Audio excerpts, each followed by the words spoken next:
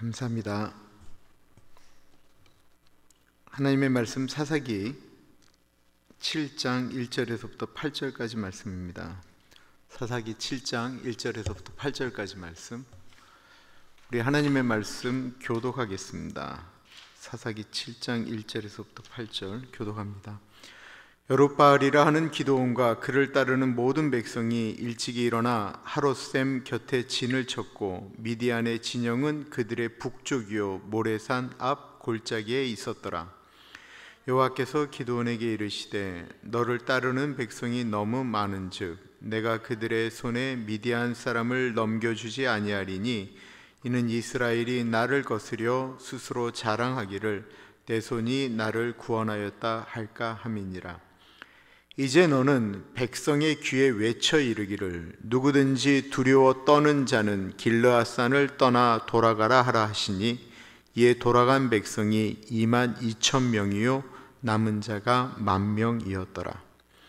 여호와께서 또 기드온에게 이르시되 백성이 아직도 많으니 그들을 인도하여 물가로 내려가라.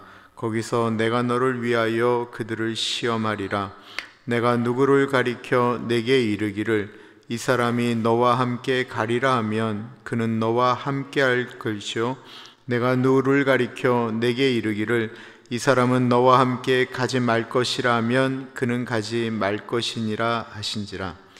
이에 백성을 인도하여 물가에 내려가매 여호와께서 기드온에게 이르시되 누구든지 개가 핥는 것 같이 혀로 물을 핥는 자들을 너는 따로 세우고 또 누구든지 무릎을 꿇고 마시는 자들도 그와 같이 하라 하시더니 손으로 움켜 입에 대고 핥은 자의 수는 300명이요 그 외의 백성은 다 무릎을 꿇고 물을 마신지라. 여호와께서 기드온에게 이르시되 내가 이 물을 핥아 먹은 300명으로 너희를 구원하며 미디안을 내 손에 넘겨주리니 남은 백성은 각각 자기의 처소로 돌아갈 것이니라 하시니 이에 백성이 양식과 나팔을 손에 든지라. 기드온이 이스라엘 모든 백성을 각각 그의 장막으로 돌려보내고 그 300명은 머물게 하니라. 미디안 진영은 그 아래 골짜기 가운데에 있었더라. 아멘. 그 철학 시간에 말이에요. 철학 시간에 얘기할 때 두 가지 문명의 충돌을 얘기할 때 서양과 동양의 문명 충돌이라고 얘기하지 않고 이 그리스 문명을 헬레니즘이라고 하거든요. 헬레니즘과 히브리즘이라고 하는 건 히브리는 그 이스라엘을 얘기하잖아요. 그러니까 그 헬레니즘과 히브리즘, 유대인이 갖고 있었던 니즘이라고 하는 건 무슨 즘이라고 하는 건 사상이잖아요. 그러니까 그리스 사상과 이 히브리즘 사상의 충돌을 얘기를 많이 해요. 왜 그런가 하면 알렉산더 대왕이 세상을 제패해서 제국을 만든 것으로도 유명하지만 알렉산더 대왕이 유명한 이유는 그의 스승이 아리스토텔레스거든요. 그가 받았던 그 그리스의 철학의 문명을 전 세계로 퍼뜨린 사람이 바로 이 알렉산더 대왕이에요. 알렉산더 대왕이 세상을 제패하는 곳에 그리스 철학이 들어갔는데 이 그리스의 철학의 중요성은 인간 중심이라는 거예요. 인간 중심. 그리고 그리스의 이 문화는 인간을 중심으로 하는, 인간이 어떻게 이 세상을 다스리는가라고 하는 인간 정신에 대한 것이 굉장히 많이 강조되어져 있기 때문에 이 헬레니즘이라고 하는 문명에는 꼭 뭐가 나타나냐면 영웅이 나타나게 돼 있어요. 알렉산더 대왕부터 해서 그리스에서 만들어지는 모든 사상체계에는 다 영웅들이 만들어져 있어요. 우리가 아는 대표적인 사람들도 다 영웅들이에요. 그러니까 세상에서 가장 힘이 센 제우스의 아들 중에 한 사람이 헤라클레스라고 하잖아요. 그리고 우리가 그 운동선수가 다치면 그 아킬레스건이라고 하는 곳이 있잖아요. 이 뒤꿈치에 있는 그 인대를 얘기하는 건데, 일리아드 오디세이라고 하는 그 유명한 소설에 나오는 아킬레스는 어느 곳을 화살을 맞건 칼을 맞건 죽지 않는데 그의 엄마가 그가 죽지 않는 곳에 이렇게 아기를 담그면서 뒤꿈치를 잡았기 때문에 발 뒤꿈치 거기에 급소가 있는 거예요. 이런 이야기들. 그리고 우리가 잘 아는 얼마 전에 끝난 올림픽이라고 하는 그 경기도 인간의 아름다움과 더불어서 인간 최대의 영웅을 만드는 얘기가 바로 이 헬레니즘입니다. 오늘날에도 끊임없이 영웅에 대한 이야기들이 만들어지는 것은 인간 중심으로 만들어지는 세계 가운데 일어나는 이야기들이에요. 그러면 거기하고 만나들었던 이 히브리즘, 이스라엘의 사상은 어떤 것이냐면 그들이 갖고 있었던 구약 성경은 초장부터 무엇을 얘기하냐면 인간은 죄인이라는 거예요. 인간은 전적으로 타락했다라는 거예요. 인간들은 하나님의 도움이 없이면 못 산다라는 거예요. 이 두 문명이 계속 충돌하면서 어쩔 때는 히브리즘이 세상을 이기기도 하였고 어쩔 때는 다시 헬레니즘이 이기기도 하고 했었다라는 것입니다. 성경에도 분명히 영웅들의 이야기가 나오기는 합니다. 그러나 성경의 영웅적인 특징은 그들이 자신이 무슨 일을 해서 영웅이 됐다라고 하는 것은 하나도 나타나지 않아요. 성경에 나오는 영웅은 실제로는 영웅이라기보다는 하나님이 도와주신 사람들에 대한 이야기가 기록되고 있다라는 것입니다. 대표적인 사람이 모세와 다윗이지요. 너무나도 훌륭한 분들입니다. 그런데 그들이 그렇게 할 수 있는 이유는 그들이 비범해서가 아니고 그들이 그럴 수밖에 없는 이유는 그들이 하나님을 의지하지 않고서는 할 수 없었던 사람들이었기 때문에 그렇습니다. 오늘 내용이 바로 그런 내용입니다. 이스라엘을 혹독하게 괴롭힌 미디안과의 전쟁 이야기인데요, 하나님께서 겁 많은 기드온이라고 하는 사람을 부르셨다라는 것입니다. 하나님이 부르셨다라고 하나 자신이 없었던 기드온은 어제 본문까지 보면 끊임없이 하나님에게 표적을 요구하죠. 하나님, 양털 뭉치를 갖다 놓겠사오니 다른 데는 다 졌는데 여기만 졌지 않게 해주세요. 하나님, 여기만 졌고 다른 데는 졌지 않게 해주세요. 이런 계속 하나님께 부탁을 합니다. 그런 이유가 무엇입니까? 자신은 약하지만 하나님이 나와 함께 계심을 좀 나에게 확신시켜 달라고 부탁하는 것 아니겠어요? 하나님이 애지간하면 그냥 혼내실만 한데 하나님께서 기드온이 어떤 사람인 것을 알았거든요.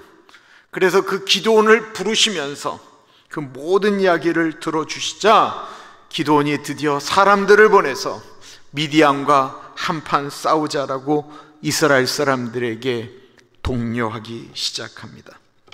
사람들이 모여오기 시작했어요. 므낫세 지파에서 모여오고 유다 지파에서 갓 지파에서 여러 지파에서 사람들이 모여오기 시작했습니다. 처음에 기드온은 자신이 사람들을 보내서 하나님이 이 전쟁 가운데 나와 함께 저들을 내 손에 붙이셨다라고 한다, 나와 함께 싸울 자 모이자 라고 이야기할 때 과연 누가 올까 싶었는데 사람들이 모이기 시작했습니다. 1절 보세요.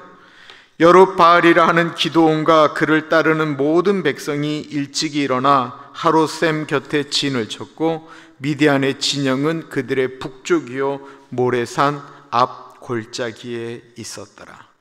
1절에 기드온의 이름을 여룹바알이라고 했다라고 이야기합니다. 기드온은 이스라엘에 전혀 알려지지 않은 사람이었어요.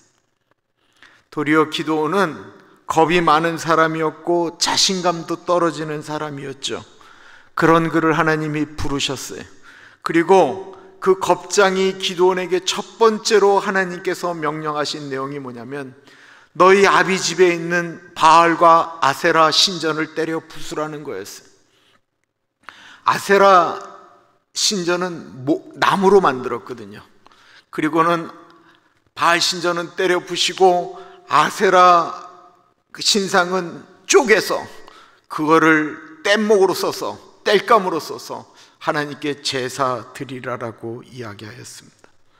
그런데 그 겁 많은 기드온이 그 말씀에 순종하였습니다. 사람들은 그 우상들이 저주할까봐 두려워하는데 기드온은 우상을 두려워하지 않고 싸웠다라는 것입니다. 그래서 그날 이후로 그의 이름이 여룻바알, 바알과 싸웠다라고 하면서 그의 이름이 여룻바알로 사람들에게 불려지기 시작했습니다. 그러므로 기드온이 유명해진 것은 그가 싸움을 잘해서도 아니고 가문이 좋아서도 능력이 좋아서도 아니다라는 거예요. 그가 사람들에게 알려지기 시작한 것은 그가 하나님의 말씀에 순종했기 때문이다라는 것입니다. 여러분, 성령 충만한 사람이 누구입니까? 기도를 많이 하면 아무래도 성령 충만해진다라고 이야기합니다. 성경을 많이 보면 하나님의 뜻을 안다라고 이야기합니다. 그러나 성령 충만한 사람이 기도를 많이 하는 사람도 성경을 많이 하는 사람도 아니에요. 성령 충만한 사람은 하나님의 말씀에 순종하는 사람이에요. 기도를 많이 해도 자기가 원하는 기도만 끊임없이 하는 사람은 성령 충만할 수가 없어요.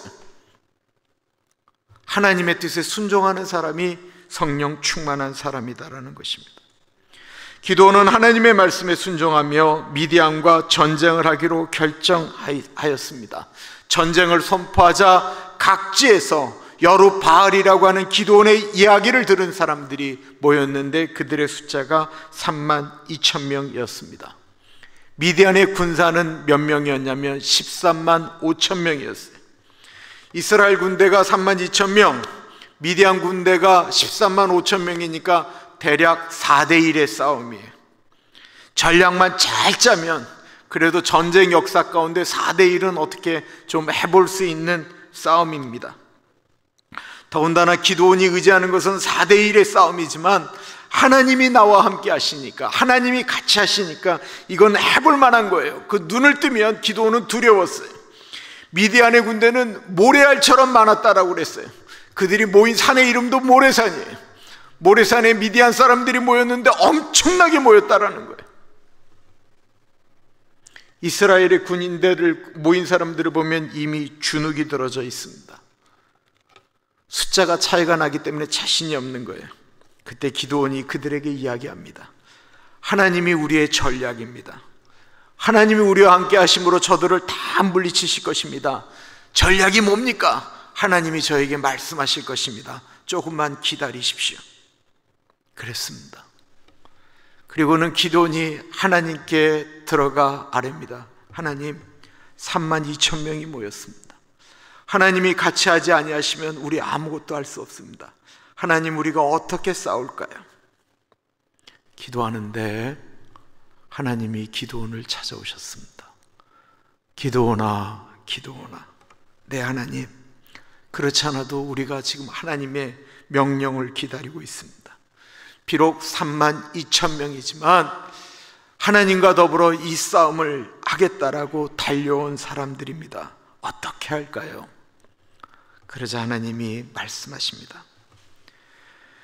여호와께서 기드온에게 이르시되 너를 따르는 백성이 너무 많은즉 내가 그들의 손에 미디안 사람을 넘겨주지 아니하리니 이는 이스라엘이 나를 거슬러 스스로 자랑하기를 내 손이 나를 구원하였다 할까 함이니라. 하나님은 전략을 말씀하신 것이 아니고 기드온 너를 따르는 사람들이 너무 많다라는 거예요. 아니 하나님, 4분의 1이 안 되는데 무슨 말씀을 하고 계시는 거예요? 기드온이 그렇게 말하고 싶었습니다. 그러나 하나님의 말씀에 순종하였습니다. 왜냐하면 하나님의 말씀이 이 숫자를 가지고 승리하게 되면 내가 잘해서 이겼다라고 인간들이 분명히 그렇게 말할 것이기 때문에 그렇습니다. 헬레니즘에 대한 이야기를 하는 거예요. 내가 잘해서, 내가 용감해서, 내가 출중해서, 내가 전략을 잘 짜서 이겼다라는 거예요. 늘 이 사고가 우리 사람들의 머리 가운데 있습니다. 나를 거스려 스스로 자랑하기를 내 손이 나를 구원하였다 할까 함이니라. 교만한 사람의 특징은 내가 했다라는 것입니다. 사람들은 내가 했다라는 말을 좋아합니다. 저도 마찬가지입니다. 제가 한 것을 사람들이 좀 알아줬으면 좋겠습니다. 그것이 우리가 고백할 때는 하나님이 알아주시면 되지라고 고백을 하지만, 우리 마음 가운데 있는 내면의 깊은 것은 하나님이 알아주시면 되지라는 것보다는 사람들이 알아주기를 바라는 거예요. 근데 사람들이 알아주기를 바라는 이유의 핵심은 뭐예요? 내가 했기 때문에 그렇다라는 거예요. 내가 한 거예요.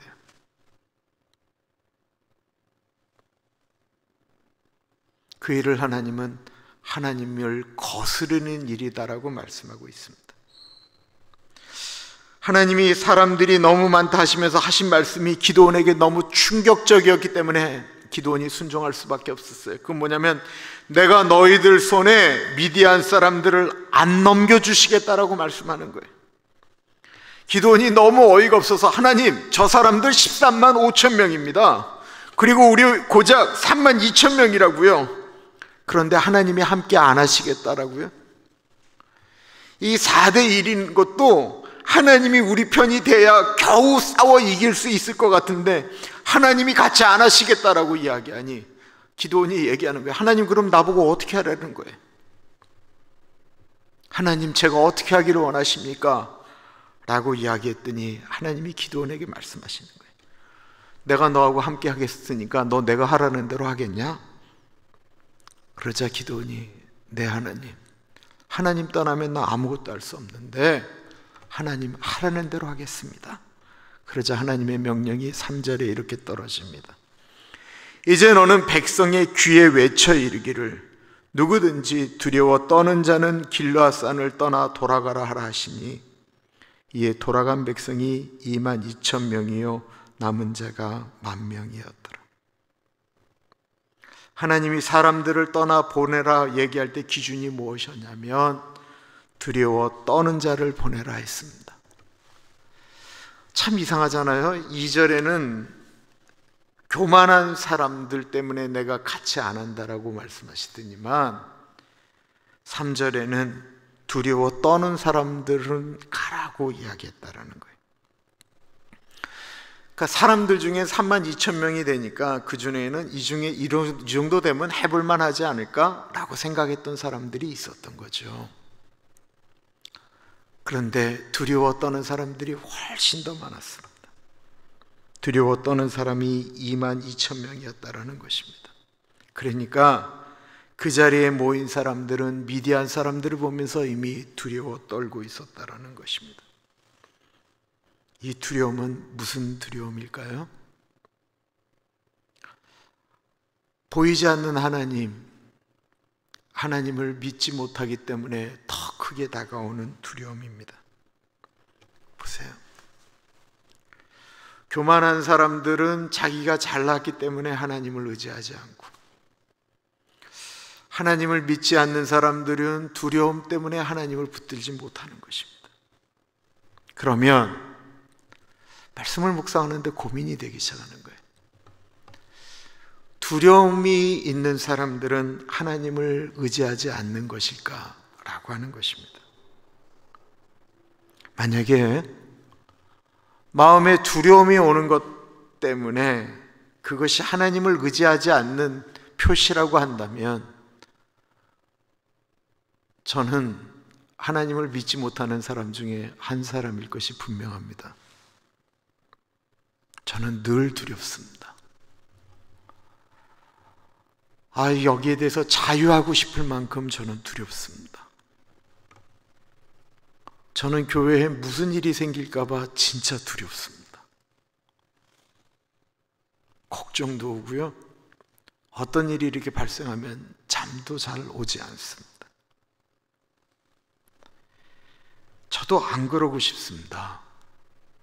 그런데 저절로 막 몸이 불편해지는 걸 느끼는 거예요. 막 혈압이 이렇게 맥박이 빨라지고요. 심장도 뛰고요. 그리고 알 수 없이 우리가 소위 말하는 그 생물학적으로 보면 아드레날린이 분비돼서 막 올라오는 거예요. 위산도 올라오고 그러는 거예요. 내가 어떻게 통제를 못하는 내 몸의 반응이에요. 그럼 제가 하나님을 안 믿기 때문에 그런 것일까요? 저는 늘 두려운데 아직도 목회를 하고 있습니다. 그럼 새벽마다 기도를 하면 믿음이 막 울긋불긋 올라올까요? 아니요, 그렇지도 않아요. 그런데 신앙이라고 하는 것은 내 지금 몸의 상태를 믿는 게 아니기 때문에 그렇습니다. 믿음은 내가 하나님을 믿는 거예요. 나는 두렵지만 하나님이 함께 하심을 믿기에 그 두려운 현장에 그대로 있는 것을 얘기하는 거예요. 두려워요. 두려운데도 그 자리를 비껴나가지 않는 이유는 하나님이 그 현장에 같이 계심을 믿기 때문에 거기 있는 거예요. 순교하는 분들은 너무 믿음이 담대해서 순교할 때 그냥 나 죽어 괜찮아 라고 얘기하면서 순교했을까요? 아니요. 그들도 두려웠어요. 그들도 무서웠어요. 그들도 견딜 수 없을 만큼 비껴나가고 싶었어요. 수많은 사람들이 용사라고 이야기했던 사람들이 비껴나갔어요, 실제로. 그래도 그들이 그렇게 죽을 수 있었던 거는 나는 두렵고 나는 무서운데 하나님이 이 자리에 계신다라고 하는 사실을 믿고 죽은 거예요. 22,000명이 떠나고 남은 1만 명은 두려움이 없는 사람들이었을까요? 아니요. 하나님이 있다라고 생각하기 때문에 그 자리를 지키며 있었어요. 그들도 여전히 두려웠어요. 이제 32,000명 중에 22,000명이 떠났어요. 몇 명 남았죠? 네, 10,000명 남았어요. 10,000명이면 1대 13.5대 1로 싸우는 거예요. 이 정도면 거의 전설에 가까운 싸움이죠. 그래도 가능한 사람이에요. 1대 13.51. 이 전설이잖아요. 영웅 이야기가 만들어질 수 있는 여러 가지 것들이 만들어졌어요. 더군다나 22,000명이 떠나고 남은 1만 명은 좀 느낌이 좀 다른 것 같아요. 눈빛이 초롱초롱해요. 두려워하지 않는 사람들. 기드온이 볼 때 믿음이 확 가는 거예요. 기드온이 갑자기 용기가 100배 났어요. 그래! 두려워 떠는 사람들보다는 하나님을 신뢰하며 두려워 떨지 않는 1만 명과 한번 싸워보면 되지 않을까라는 생각이 들었다라는 것입니다. 기드온이 하나님께 당당하게 얘기합니다.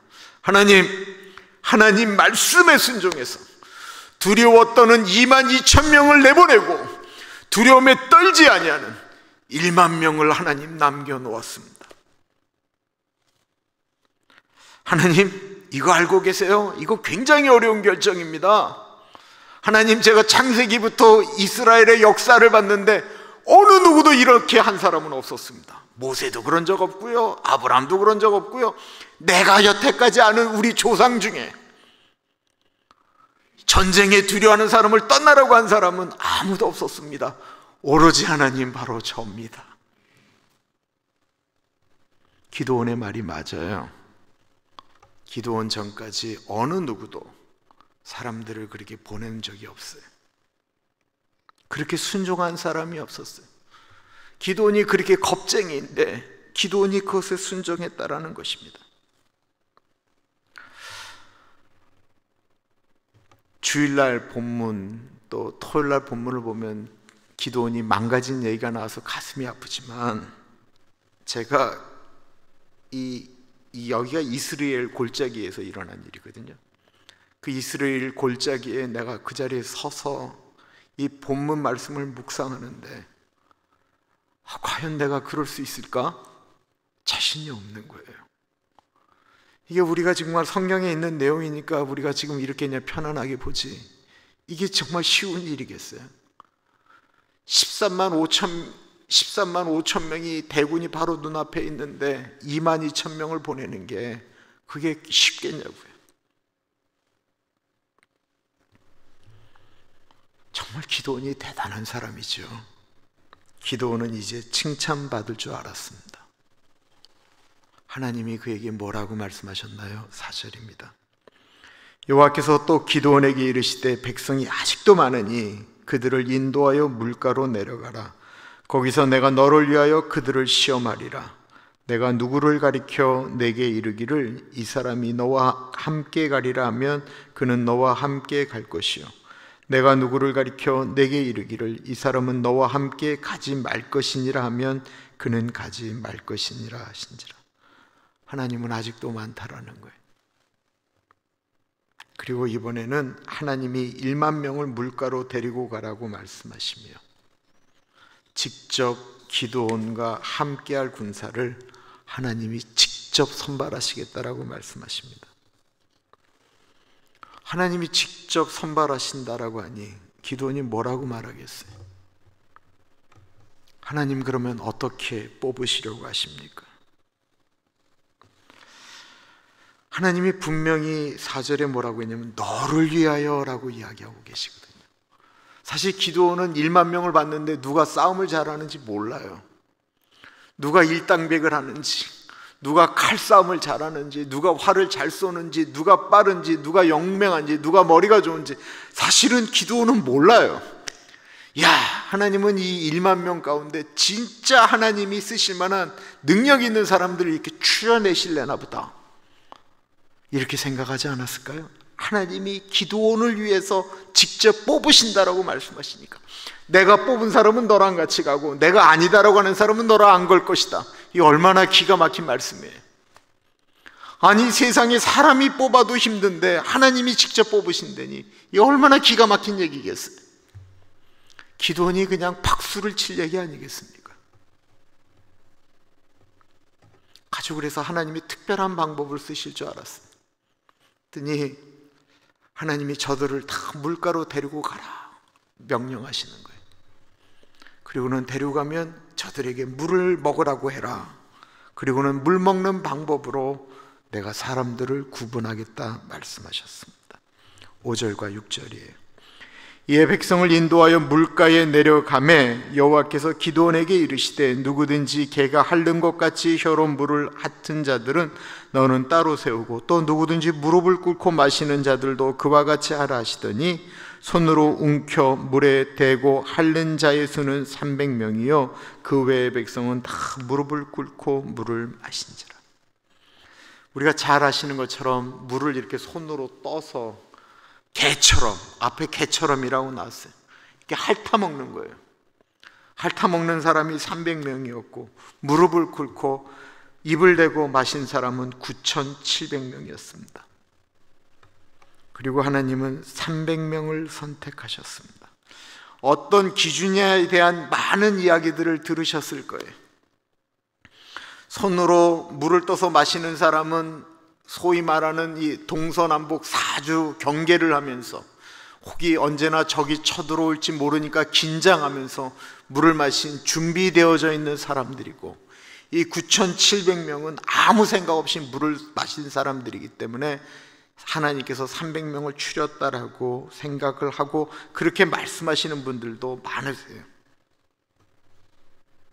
그런데 제가 그냥 이런 생각을 해봤어요. 그냥 엉뚱한 생각이. 300명은 무릎 꿇고 그냥 코 박고 물을 마시고, 만약에 9,700명이 이렇게 조용히 물을 떠서 마셨으면 하나님은 이 싸움을 9,700명 데리고 하라고 하셨을까? 반대로. 그러면 하나님은 이 9,700명을 데리고 싸우라고 하셨을까? 아무리 생각해도 그때도 저 300명 그냥 코 박고 물 마신 애들 데리고 싸우라고 하셨을 것 같아요. 그래서 이걸 갖고 하나님이 특별하게 뽑는 사람은 뭐 이런 개념으로 해석을 하는 거는 조금 무리이지 않을까라는 생각이 들어요. 그건 인간적인 생각이고, 하나님은 숫자를 죽이기를 원하신 거예요. 하나님이 1만 명 데리고 아직도 많다라고 하면서 고작 300명 빼려고 하시지는 않으셨을 거 아니에요. 이 전쟁의 중요성은 전적으로 타락한 인간이 하나님 편에 서 있을 때, 하나님이 우리 편에 서 있을 때 일어나는 일에 대한 말씀을 지금 하고 계신다라는 것입니다. 하나님은 9,700명 보내고 오로지 300명을 남겨놓으라고 하셨습니다. 7절이에요. 여호와께서 기드온에게 이르시되 내가 이물을 핥아 먹는 300명으로 너희를 구원하며 미디안을 내 손에 넘겨주리니 남은 백성은 각각 자기의 처소로 돌아갈 것이니라 하시니. 기드온이 보기에 기가 막혀요. 이 손으로 물을 떠서 먹는 사람들은 사주 경계를 한다라고 하는 이야기도 있지만 이 겁이 많은 사람들 모습 아니에요, 사실은. 이런 사람, 그 300명은 엄밀한 의미에서 기드온하고 이 기질적으로 똑같은 사람들이에요. 자신이 보기에는 물로 팍 뛰어들어가 그냥 물을 마시고 막 물 튀기면서 야 하는 사람들이 멋있는 것 같은데 하나님은 이 300명을 뽑았다라는 것입니다. 그런데 그 겁쟁이 자격지심에 쩔어있던 기드온이 그 말씀에 순종하며 9,700명에게 집으로 돌아가라고 외칩니다. 그리고 그 300명은 하나님의 말씀에 순종하며 그 자리에 남아 있습니다. 8절이에요. 이에 백성이 양식과 나팔을 손에 든지라 기드온이 이스라엘 모든 백성을 각각 그의 장막으로 돌려보내고 그 300명은 머물게 아니라 미디안 진영은 그 아래 골짜기 가운데에 있었더라. 8절에 이의 백성이라고 하는 이의 백성은 남은 300명을 의미하는 것이죠. 이들의 손에는 양식과 나팔이 들려 있었습니다. 이 나팔은 전쟁을 벌일 때 쓰는 나팔이고요, 사람을 모을 때 쓰는 양각 나팔이라고 그러잖아요. 이 양의 뿔 이렇게 구부러져 있는 뿌 하는 소리 나는 거예요. 그리고 아마 떠나는 사람들이 이들에게 양식을 주었던 것 같습니다. 많은 사람들이 모였었지요. 처음에 22,000명이 떠났습니다. 10,000명이 남았었는데 이제 9,700명이 떠나고 300명이 남았습니다. 도대체 300명이 어떻게 13만 5천 명을 이길 수가 있습니까? 불가능한 얘기예요. 450대 1입니다. 한 명이 450명과 싸우는 것입니다. 이들은 이제 자포자기의 개념이 아니고요, 이들이 유일하게 바라볼 수 있는 곳은 한 곳밖에 없는 거예요. 하나님. 다 잘리고 나오고 보니까 진짜 오로지 바라볼 수 있는 건 하나님밖에 없는 거예요.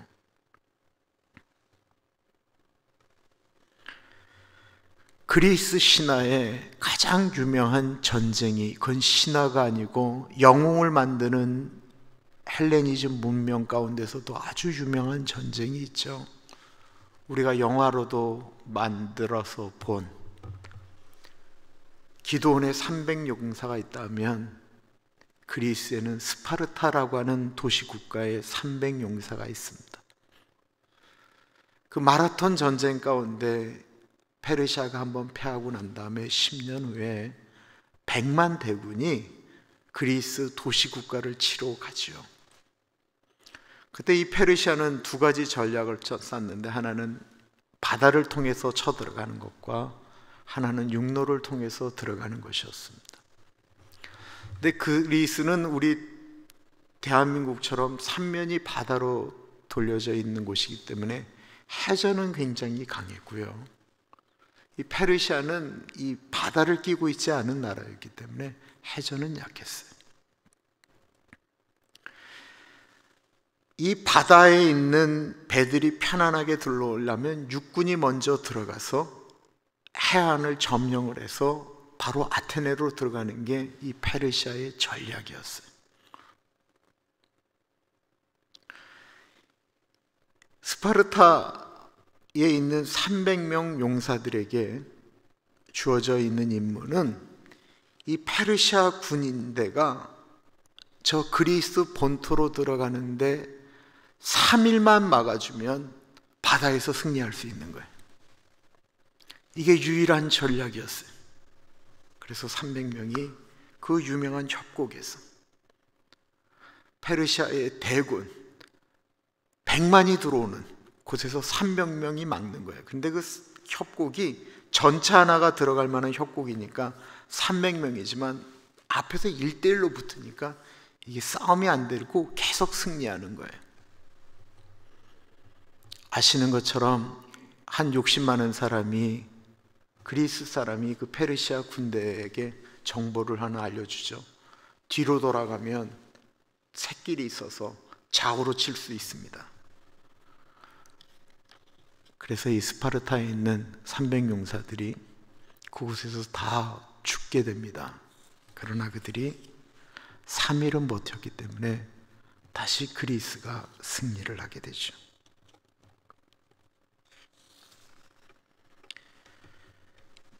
영웅들의 이야기가 계속해서 만들어졌습니다. 오늘날도 영웅을 만드는 이야기들 때문에 그 스파르타식 교육이 유명합니다. 근데 기독교의 영웅 이야기는 모두 하나님과 함께 하심에 순종하는 사람들의 이야기입니다. 내 생각 내려놓고 가는 이야기입니다. 날마다 십자가에 나 죽겠습니다 라고 하는 사람들에 의해서 만들어지는 이야기입니다.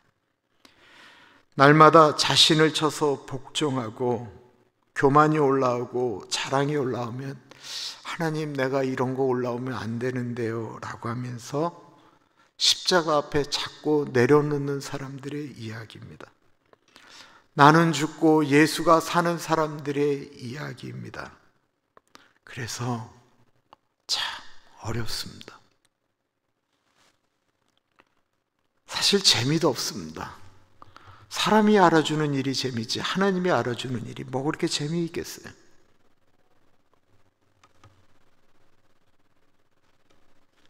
그러나 우리가 하나님에 대한 생각을 창조주 하나님이라고 분명히 인식한다고 한다면, 하나님이 알아주신다라고 그러고 생명의 면류관을 주신다라고 한다면,